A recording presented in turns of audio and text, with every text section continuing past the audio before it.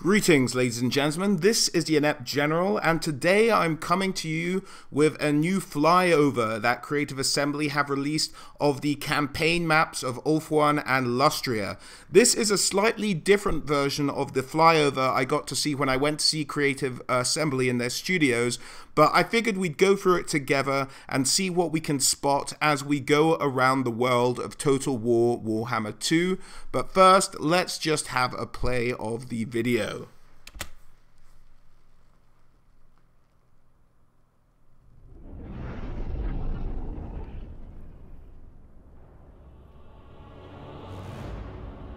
Welcome, my lord, to the new world.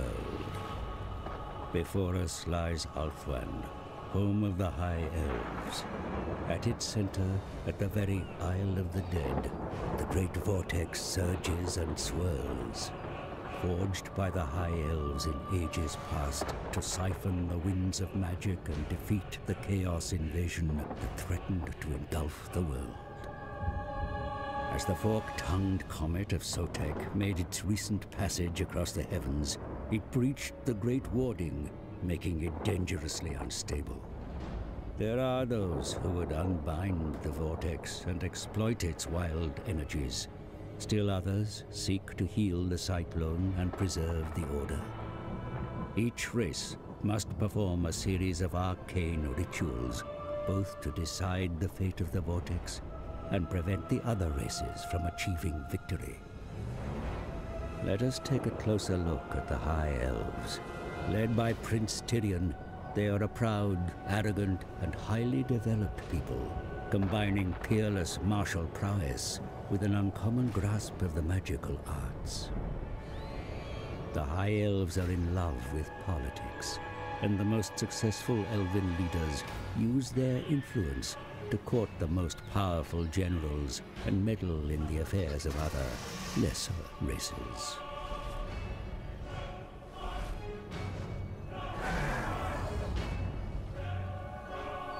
The High Elves are also master traders and exploit their contacts to gain valuable intelligence on the affairs of their trading partners. To the north of Ulthuan lie vast, near unassailable fortress gates, guarding the outer reaches of the elven homelands. It would take a formidable force indeed to breach these ramparts. And now, the elves have enacted a ritual. This puts them one step closer to stabilizing the vortex and achieving their ultimate victory.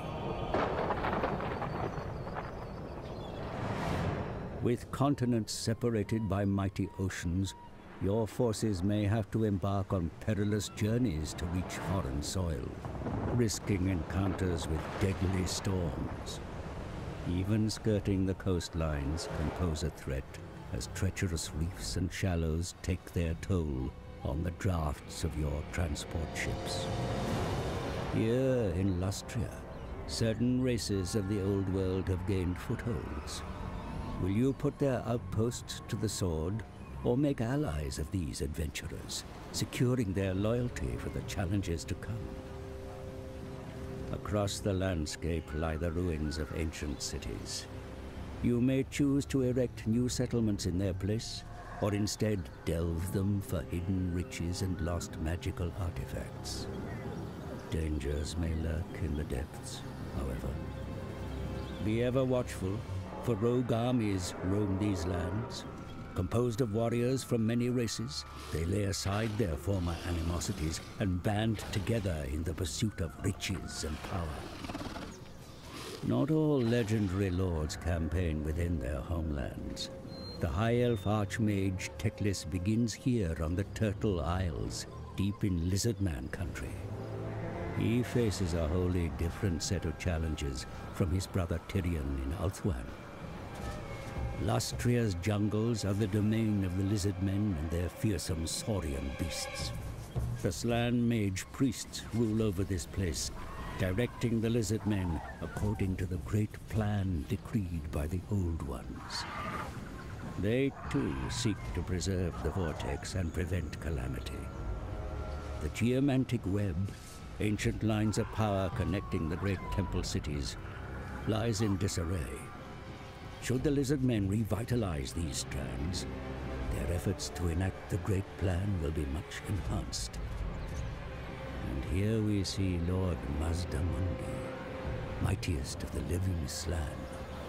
He and his army have adopted the astromancy stance, granting them unmatched insight into their surroundings. Finally, let us join the legendary Saurus warrior Kroq-gar and his lizard men cohorts as they prepare to do battle with a high elf force at the ancient portal of the Fallen Gates.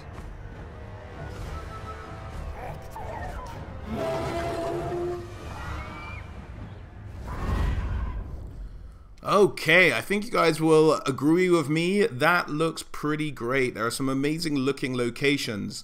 But now let's go through and just see what we can see in a little bit more detail in terms of what we're actually shown here.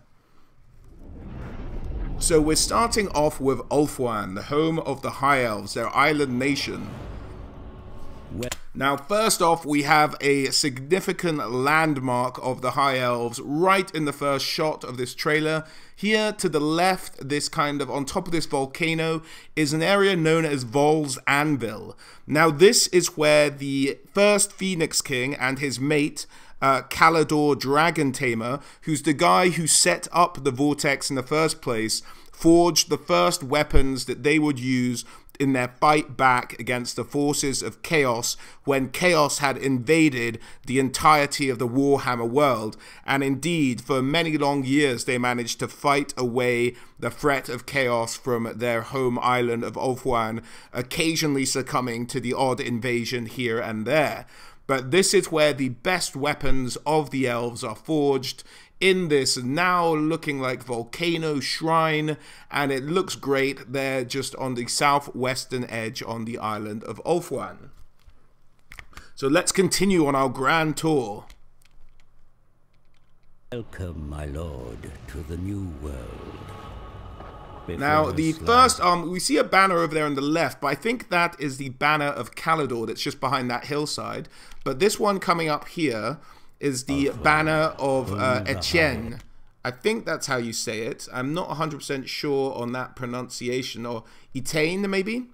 And Etienne is the kingdom of the kind of the kingdom of the Phoenix, where the Shrine of Asurin is located just on this island in the middle, not the one with the big vortex, but I think actually probably the island in front of it. Now, the thing you'll notice if you're a High Elf fan or not necessarily, you can see there's an element of shrinkage here on the island of Ulthuan itself, but I think that's just a necessity of the gameplay itself.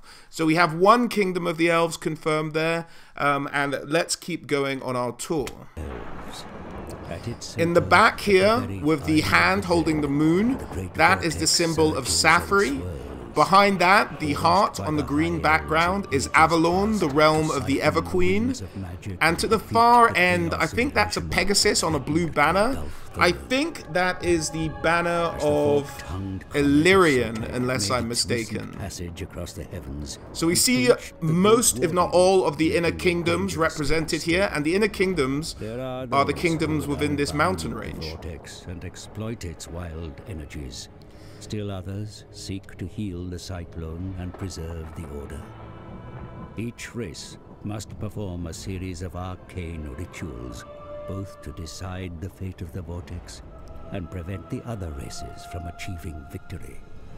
Then we get in a bit closer. Take a closer look at the now, this little waterway is known as the Straits of Lefern, and this is where you get the Lefern Sea Guard. That's where they get their name from, at the very least.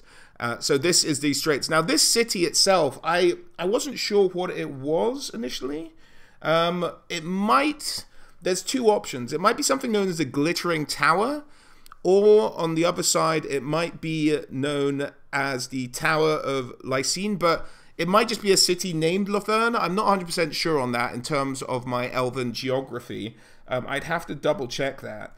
But that's what this city is. So let's keep going. Led by Prince Tyrion, they are a proud, arrogant, and highly developed people. combining peerless martial prowess with an uncommon grasp of the magical arts. The High Elves are in love with politics, and the most successful elven leaders... Now this is the White Tower. This is the White Tower of Hoth, where the Swordmasters come from, where the magic arts as well as mastery of martial skill are taught. This is truly a landmark in the Elven Kingdom and in the just the lore as well. A lot of stuff goes down here. A lot of Teclis was trained here, I believe. Just a lot of stuff going on. The most powerful generals and meddle in the affairs of other, lesser races. We've got a Sun Dragon just showing us the rest of the way. We go past this ridge with the mining on it. I wasn't 100% sure what that ridge was. Elves are also master traders and exploit their contact. Now we move through to the Outer Kingdoms now. Now I'm not sure what this flag is. If you guys know in the comments, this brown one with the white horse in the front, I can... Off the top of my head, that doesn't match any of the kingdoms I know of. A lot of the other kingdoms have sort of birds as their symbol, and the only ones that really have the horse is Illyrian, where the Illyrian Reavers come from. But I think that's the one we saw earlier with the Pegasus. But I may be wrong on that, guys. Just let me know in the comments if I am, or you know exactly where these guys come from. And round the corner, we have Krace, with the white lions of Krace proudly displaying their flag. Or the white, to the north of Alth. Just the badge of Krace. And again, here's a banner I can't quite make out. I have no idea what's really on that. It never gets very clear. But we'll move past it. And we'll see the banner of Calador, the home of the dragons in Ulthuan, just coming around the corner here on the right-hand side. It would take a formidable force indeed to breach these ramparts. Now, quick pause here, guys. You've seen these gates all around, and this is a new kind of defensive mechanic for Ulthuan. If an enemy army wants to get into the inner kingdoms, rather than going in by sea through the Lothern Straits, which we saw earlier, they have to break into one of these gates. Now, these gates will be siege battles in their own right, and Creative Assembly, when revealing the High Elf roster, have actually told us there'll be unique units garrisoned in these gates to help you fight off any potential invaders. So that's something to look forward to for the gates. And now, the elves have enacted a ritual. This puts them one step closer to stabilizing the vortex and achieving their... And the vortex just looking huge and intimidating. Now let's go across the sea. We have the dragon boat here, I believe this is, on the left-hand side, and we're going through a storm. Now, Creative Assembly have said that the storms are more of a hazard. You have to look to try and avoid them in Total War Warhammer 2 to kind of make sea travel a little bit more interesting, as far as I understand it. Risking encounters with deadly storms. Now here, until we get close, you can't really tell, but this is actually a lizardman boat.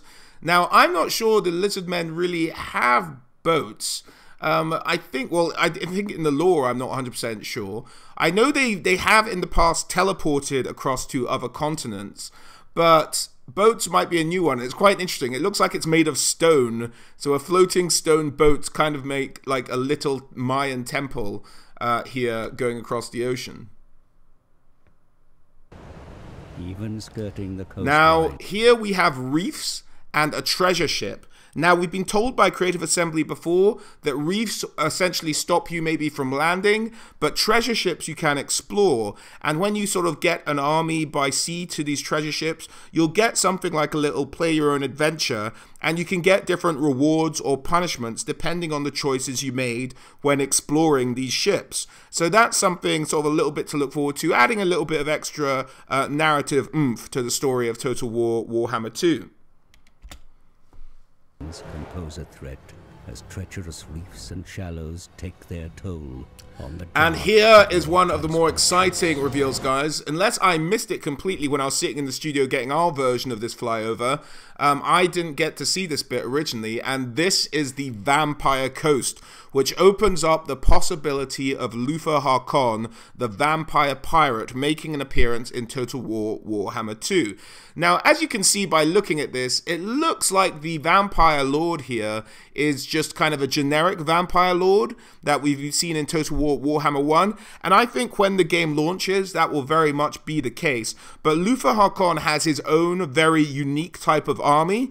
If you'd like a bit of lore on Luthor Harkon, do check the top right-hand corner now, or the description below, because I've done a video on the run-through of his potential army and what that looks like according to the Warhammer lore. And hopefully he might probably make an appearance as a DLC later on down the line, at least as a unique model, one might hope, if not doing his entire army the way it has been done on the tabletop of Warhammer.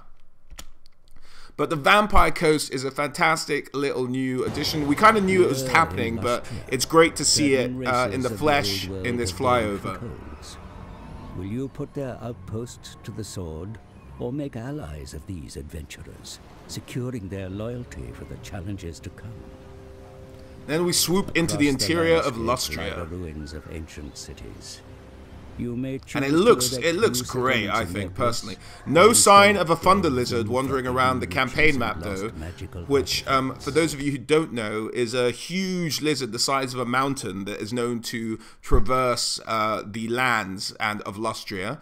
But here I wanted to stop again, because here we have the ruined temple cities, and the narrator is about to tell us that you have the option to resettle them or to delve into their depths to look for treasures. Now, when you do the delving, what you get there is very much like the treasure ship, so kind of choose your own adventure, and there'll be the possibility of rewards or punishments. Now, these rewards, I think, can be items, or they can be traits for your character general, so just depending on how you play out the adventure there. Dangers may lurk in the depths, however. Be ever watchful, for rogue armies roam these lands, composed of warriors. Now here we have a Treekin general, and we've been told a little bit in the past about the rogue armies that they'll be made up of kind of unique combinations of races of the old world mixed together, or even of the new world, and they'll have kind of themes attached to them, like we've heard about Beastmaster armies, where you'll get squigs and different kinds of just animalistic units in an army together from different factions, and that's great to look forward to, and just a Treekin general of one of those rogue armies. I'm guessing the rogue armies will probably always have this red banner across them, just so you know that that's a rogue army, I'm guessing. I'm not 100% sure on that, though. From many races, they lay aside their former and a great model of the little lizard man here. I don't know if this is a hero lizard man or an actual general, or a sort of Saurus Cold One general, or Saurus Scarred Veteran, or Old One general. The High Elf Archmage Teclis begins here on the Turtle Isles, deep in Lizard Man country. He faces a wholly different set of challenges from his brother Tyrion in Ulthuan. Now here we have Teclis starting on the western side, I believe, of Lustria, which in itself actually implies that the map of Lustria might be bigger than we originally predicted, or at least the more skeptical predictions that were out there about the size of the campaign map in Total War Warhammer 2. But this is Teclis. He is very much concerned with the welfare of the world. He taught the Empire how to use magic and set up the colleges of magic. If you'd like a bit of lore on him and his brother, do check the top right-hand corner now. But it's kind of thematic that he starts away from Ulthuan, trying to, you know, come to the aid of the whole world, not just looking out for Ulthuan itself. Now, his brother is of the belief that the elves should kind of just look out for themselves and continue their isolationist traditions rather than getting involved in the affairs of the world. So it is kind of fitting that he starts on the island itself. But here's Teclis. I like his banner. It's very, very colorful.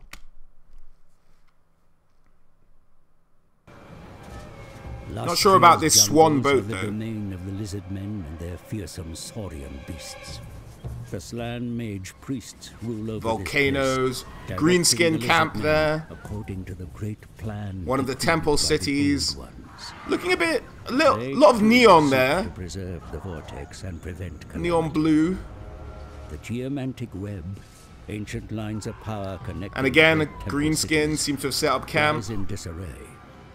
Should the lizard men revitalize these strands? Now, just from a lore perspective, greenskins in Lustria is not unheard of. There's been a number of occasions where greenskins have gone in, but they've never had much success in Lustria. The jungle tends to kill off a lot of them. Now, considering their plant life themselves to a certain extent, that's slightly ironic. But There is a story famously when chameleon skinks, a sort of regiment of chameleon skinks, managed to, over time, pick off an entire army of greenskins themselves. So maybe we might see some kind of advantage for fighting in your home turf for the lizard men in the jungles of Lustria. But that's just an idea and a little story to tell you there. And I think this is another greenskin army over here. Yeah. And Mazdamundi, the big guy. And a little, I just want to go back a little bit. Because as we are bamboozled and our eye is drawn to Mazdamundi, we see what I think is our first kind of conquistador general. Just here, let me see if I can catch it. Here on the right, the detail's not great, even when I'm not doing it on this setup. But yeah, I think this might be one of the new kind of conquistador arms, but I can't tell if it's been reskinned. I can't remember any generals in necessarily Total War Warhammer 1 having that colourful of plumage on top of their head, but it might just be a simple reskin. I can't really tell. Let me try going frame by frame a little bit here. I don't think we'll catch a clear image of him, really. No, down in the top bottom right here. Let's go back a bit. Let's see if we can catch it on the move. Yeah, you see him over there. Can't pick out a lot of detail. But that was probably going to be an Empire army. Unmatched insight into their surroundings. Finally, let us join the legendary and another of the ruined cities and kroq-gar as they prepare to do battle with a high elf force. Now this looks like kroq-gar is being set up for the Battle of the Fallen Gates, which is the battle that there's a lot of footage out there for now. If you want to see my own footage of the Battle of the Fallen Gates, do check the top right hand corner now, where kroq-gar is doing this quest battle. Now at what point in the campaign this quest battle occurs, we're not 100% sure as of yet. But this seems to be an actual location on the map where a special quest battle needs to take place. So that's interesting to see the transition from campaign to the battle itself. But I thought everything looked absolutely amazing there. Well, yeah, some of it, I'm not sure if I'm sold completely on the glowing blue effect, but it looks okay. But apart from that, guys, I really enjoyed that flyover. It was slightly different from the one I think I saw originally. But yeah, we've seen the Vampire Coast, we've seen some Empire troops, some Vampire Count troops, some Treekin going through. So there is the presence of the old world. And I hope you guys enjoyed that flyover. We are missing in that flyover a number of Elven kingdoms on Ulthuan. Now, I think a couple of them just won't maybe make the cut. I don't think we're going to see all the Elven kingdoms represented on that Ulthuan map, unfortunately. But we're able to confirm a few of them. So let's wait and see. I may be wrong on that, but it just looks like the way the landmass is set up, there's maybe not enough space for everyone. And if they did, they'd only have like one city each. But, you know, fingers crossed. Hopefully they're all in there, but they might not be. Be prepared for that, everybody. But that kind of sums it up, really. I hope you guys enjoyed that flyover. As always, huge thank you to you all for watching, and a special thanks to my patrons, John, Reese, Colin, Mateus, Samuel, Matthews, David, and Peter. And as always, guys, I hope to catch you all on the next one.